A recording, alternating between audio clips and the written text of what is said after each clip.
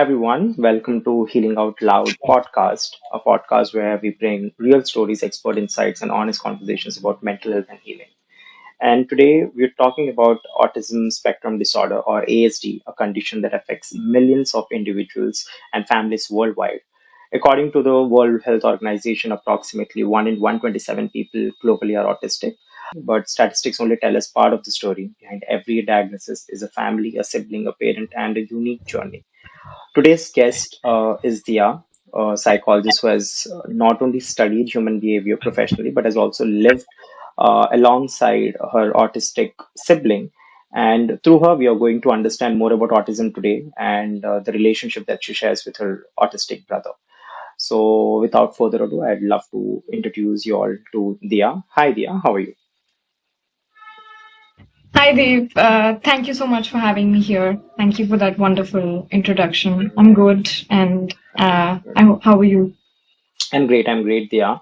But what we'll do, Diya, is we'll take a moment for you to introduce yourself to the audience once and let us know, what kind of a great psychologist you are, what are your specializations, a little bit about yourself, and then we'll start the podcast. Sure. Hi everyone. My name is Diya Sharan, and I'm based out of Gurgaon. And I've been a counseling psychologist for like 2 years now, and it's been quite a journey, to be honest, in this field. I've learned so much. I've really grown so much in this field as well. So I specialize mainly in psychodynamic, humanistic, along with a mix of somatic, which is body-based exercise activities too, and mindfulness. This is a little bit about me and my work. Yeah. Right. Diya, of course, you work with us as well with Project C Foundation. But before we deep dive into autism itself, I'd love to know about your sibling and how did your childhood look like growing up together. A little bit about that part. Sure. So I have an older brother. His name is Mhm. Sachin, and he's Okay. 30 years old actually this year. Sometimes I Oh, okay. can't believe it that he's 30. But yeah, he's really doing really great now as compared to before. There's been a huge progress, huge. He's so calm now. So yeah, he's if I'm being specific here, he's on the moderate level of autism spectrum disorder. Not like I want to label here, but just for clinical purpose. He is well, what do I say? I mean, growing up, it's been quite a roller coaster for sure with him. There were really good moments as well, amazing moments, and really happy moments, and at the same time, there were sad moments too, or there was a lot of fear as well. So it was basically mixed emotions when it Right, comes right. to having being on this journey with him, actually. Um, so yeah, yeah. Right. And Dia, we'll talk about it in a much more depth. I want to understand at what point did you realize that your sibling experienced the world differently? How old were you, and how did you come to that realization? So I was I he Sachin was diagnosed when he was 3.5, but of course since there's a 5 years difference, so I much later when I also came into this world. So properly when I was 9. So that's when I properly, like my mother, she called me and she had this discussion, this conversation with me. And I guess she always mentioned to me that I was always very accepting of him from the beginning only. I used to go and play in the playground with him, and it was really great that way. But then when I actually, when she told me, and then I think obviously it took me time to process all of that. But irrespective, I still decided to, of course, go ahead and support him. And there were people who even said called names, called him pagal and crazy, and oh, your brother has special needs. Oh my God, I feel so sad and sorry for you. But honestly, there's nothing to feel sorry for. They're just made differently. So, knowing that there was not much awareness about autism at Right. that time, so that's where the name calling and all of those things were prevalent, not like it's justified, but that of course deeply really disturbed me when I was a child. Um, and of course, when I looked at other people with siblings as well, who were neurotypical siblings, regular individuals like us. So I would obviously have that thing that, oh, I wish I had a brother who would be able to guide me, emotionally, financially, everything because of his experience. So that grief was, of course, there for the longest time. But gradually with time, then when I realized that, okay, no, this is affecting me only, and I think I need to learn to start accepting what I have right now with him. In fact, there were people who told me as well that yeah, we may have our sibling who would be there for us, but at the same time, I wish that I also had a brother like yours, because you were learning so many more different things from him, like resilience and patience. And so then I looked from that angle as well. I realized it's all about perspective ultimately. So yeah, it's been quite something for sure. Right. We have a lot of questions to ask, but before we move on, I want you to please explain, since you're also a psychologist, I want you to please explain what is autism exactly and how does it look like, on a day-to-day basis. How does it look like? Sure. So, of course, for those of you who have not heard about what autism is, really, it is a neurodevelopmental or neurodivergent disorder, which just like there are disorders like ADHD and Down syndrome, which you would have heard. So, autism spectrum disorder is also one of them, along with Asperger's. So, Asperger's was clustered part of it first, but now it's considered as a separate Okay. disorder altogether, uh, which is more high functioning end. But yeah, uh, so here autism is a communication difficulty that they have. They're not able to communicate back and forth conversations like how we're able to do so right now, or even if it would be expressing basic needs, emotionally as well. If they are sick as well, they're not able to communicate that. It is 10 times harder for them. So imagine if you're sick and you want to tell somebody that you're sick, and I need help, right? But you're just not able to because you don't have the medium to do so, which is communication. So that is of course quite a challenge for them. Moreover, there are some, typical, stereotypical movements that they do as well, like rocking back and forth,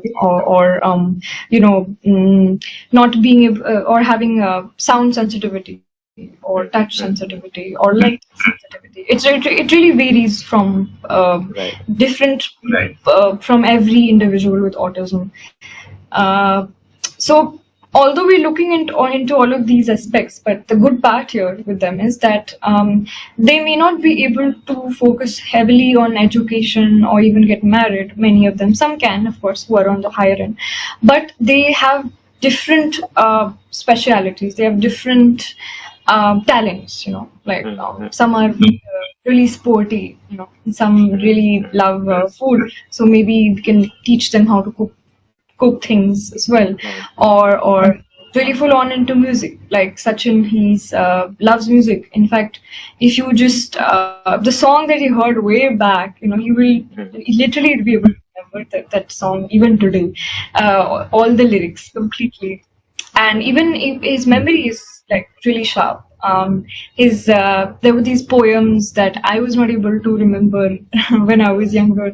So there, it's like Sachin could grasp it, and then he would narrate it as if he was the one who memorized it. So there were a lot of different talents, of course, and that's something that we should really cherish for sure. Mhm. Right. And before we move on, I want to ask you this. Who's his favorite artist as of now? Okay, so he doesn't have any specific artist, but he Hmm. does listen to more of bhajans and old Oh, Hindi songs as well. oh, So he's more into that. So he's very religious as well. He would really be very happy when it comes to listening to bhajans. I've observed that, okay. and also if there's any Hmm. fast-paced songs like rap and trap elements. Oh, great, great. Does he also sing? Like sing along? Yes, he does. Yeah. In fact, we've had a lot of singing sessions as well. There is this a family friend of ours who's also my mom's friend, and he also has a son with autism. So he often comes, and we all like just jam and sing songs together, and we just have to, prompt him a little bit with Right. starting the lyrics, but otherwise he Hmm. will be able to sing and very melodiously. So it's really lovely to whenever we've had those moments, it's been wonderful. Sure. Right, right. And with beautiful moments also come the dark moments. So I want to understand what Yeah. has been those days for you? How was it with your sibling? Um. Okay. When we really talk about the dark moments, of course, I think it is something that is really important to talk about the reality. Uh, but yeah, since they find it difficult to communicate things, so they would probably feel that maybe a form of aggression is like the only way, either towards themselves or other people, as a way to kind of demand attention that, we need help here, or I need this. So although it's not justified, but at the same time, of course, knowing how difficult it is for him, self-injurious. There were seeing a lot of self-injurious, Mm-hmm. you know, Tendencies, right? like head tendencies, yeah, head banging, like Mm-hmm. even throwing objects, and sometimes even towards us. So they also tend to have meltdowns as well. So where we just need to stop, being near them. We just have to put them into their room and just like we have to just maintain some distance from them because they don't. It's like a out of control moment. They don't know what they're doing, right? Right, Do right. have They do have understanding Understanding. Yeah, yeah, of please go on. the yeah. Although they do have understanding of their actions for sure, I've observed that they do realize that, and they do. But it's really complicated that way when it comes to um, knowing how to be with them. Sometimes because we have to be very patient with them. So sometimes I've often ended up blaming myself, as well, that, oh, I wish I was more patient with him, and I wish, some I have these strict moral values within me. So sometimes I think that kind of comes in the way. So that's where I'm like, Sachin, I go up and go, and I would used to go scold him. Okay, Sachin, why did you do that to mom? Or like, Sachin, why did you do that? But then they're not going to understand all of that when they're in a meltdown, for that matter. So ulta, then it resulted in aggression towards me. So then I would just end up crying and everything. So yeah, it was really obviously a difficult time during those times. But now, touch wood, now seeing where he is now, all of that is really behind us. Now I can say that for sure. Yeah. Uh, yeah. So, do you remember the moment when your family, of course, you were very young, I believe, but do you know anything how your parents might have reacted when they got to know about Sachin? Because I'd be honest, every parent anywhere in the world, they would always pray for a healthy kid, right? And I understand he's specially able, but then, it's sometimes very hard for parents to accept as well. So how was your parents' reaction? How are they coping up? And, what's the kind of situation at home right now with the relationship that they share with Sachin?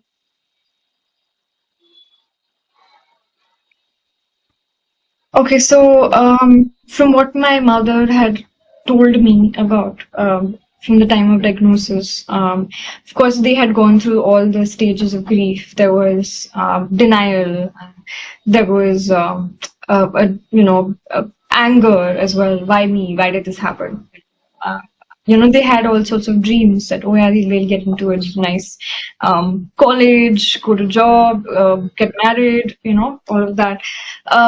So of course it was disappointing for them naturally. Um, but then mom, she was knowing the resilient and fighter that she is. She really since again there was not much awareness, so here they weren't much of help here in when it came to autism. So she decided to go take him abroad to Boston, and she did special education training there and did a lot of one-on-one extensive in an intensive sessions with him, because he was also had ADHD along with that as a kid. So he was always just, hyper, moving around, everything. So it was even more challenging at that time for her. And of course, my father also was really, it's like they really worked together as a team at that time. So I think that really helped. But obviously, so, with time, she did uh, finally accept that. She reached out for help because for the longest time, she did not reach out for help at all. She said, no, I'll deal with it on my own. It's fine. So, but then she gradually realized that no, taking help, any sort of emotional help as well is very important. So she's part of these parent support groups as well. It's called Saath. So they keep Nice. meeting up now, and they, not just talk about their sons or daughters, but just know how to chill and just like take that space, you know. That's also really important, of course, to deal with all of this, taking care of yourself first, and then. So yeah, that was what it was, the journey. Right, right, right. And I think we have discussed this before, and you've mentioned how this led for your mother to also become a special educator. So could you please, elaborate on that? Yeah. So well, so after she came back as well here, her original plan was she wanted to be an English teacher, so she was that before. But naturally, because of these skills that she had to learn so that she could help Sachin, she inevitably became a special educator. And she even went ahead and worked in special education schools as well there. So yeah, it was quite a huge change naturally for her, something which she didn't even plan ever in life, which happened. So yeah. Yeah, I'd want to understand, of course, when you have had when you have a autistic sibling yourself, Sachin, and, there are certain problems that you and your family face that the world doesn't know about it. So I want to understand that part. What are some of those challenges that people outside do not understand or probably misunderstand? And, it often happens, in the society. It happens most of the time. So I want to understand that part. What are some of the challenges that you and your family members have dealt with that the world doesn't know or would never know? Right. Yeah, that's a valid question. Well, I think people they are very quick to judge. They just assume things based on what they see outside, but they don't really go ahead and see inside what is actually happening, right? So yeah, I think. all we need is just support and a lending ear where they don't add any sort of logic to it. Because I think I've faced that as well. It's like, oh no, it'll be fine. Yeah, you should just like be like this, feel like that, you know. But all we ever needed was little bit of understanding. Like, I know it's not easy to actually understand because you've not been in that situation, but it just trying to be just a little bit of empathy, um, and I think that would really help us definitely. And I think I really learned though that I can't be patient all the time. Though I think I kind of really expected myself to be a little too patient. Like, it's of course it's nice to be patient, but I would just like beat myself around it if I am not that patient. I would again start blaming myself that, man, I wish I was kinder that way, and I wish I didn't lose my temper there, which is natural. Sometimes I would end up losing my temper as well. That's why I was like, okay, nee, I need to just take a step back and just calm myself first before I interact with him. Right. So yeah. You have been mentioning about the things that you've learned because of Sachin, right? And apart from patience, of course, I'm sure you have learned many other things. So could you please let me know what else Sachin has taught you directly or indirectly? Okay. Well, he really taught me to be, you know, mm, that no matter how many difficult things come your way, I see that he's always still smiling. So it's still important to engage yourself with joyful activities. Like, he listens to music whenever he is upset as well or something. Or eats something because he's a big foodie. Hmm. So that was one lesson that What's I his favorite really food? learned. Oh, he loves KFC. He loves chicken. Oh, So I just had it. so he keeps asking, yeah. Oh, or he kati roll or something. And Hmm. so yeah, he's a major foodie. Give him anything. I'm quite the opposite actually. I'm more of a fussy eater, but he can eat anything. So yeah. Right, right. So yeah, we were talking about what are the things that he did. Right. Yeah, I mean, not that anything is coming to my mind right now, but this Right, much I can understood. say for sure. No, this is so Yeah. much more, to be very honest. And I think that's why you are who you are today as well, because I see you always smiling, and of course there were lots of technical difficulties that we have faced during this podcast as well, and you've always been smiling, and I understand where do you get that from. Uh, and I also believe that somewhere or the other, your destined to be a psychologist has been also been made after your elder sibling. I believe the experience that you've had with Sachin, but of course, it can't be just one. So, what has been your main reasons that you chose to be a psychologist? Yeah, for sure. This was definitely one huge Hmm. reason that really drew me towards this field. But moreover, it was also as a result of my past experiences. Like, in school, I was Hmm. bullied as well. I had a lot of low self-esteem, and I was always doubting myself and low confidence and all that. So, because of my personal experiences as well, that way it really made me want to know how can I be better, how can I reach a higher level of myself, and also why people behave the way they really do actually. um, yeah, and alongside that I also had a grandmother, two grandmothers who had bipolar disorder. So Hmm. one had bipolar and the other with schizophrenia. So all these things accumulated I'm and made me sorry. more curious actually towards Hmm. psychology. And I think it was really meant to be for me to be part of this field. Yeah. Right. No, I'm glad that you've chosen to be a psychologist. You are a wonderful psychologist, one of the best that we have in our team as well.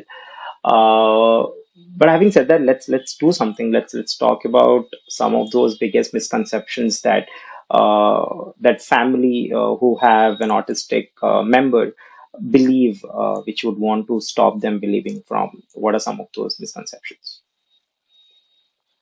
Okay, sure.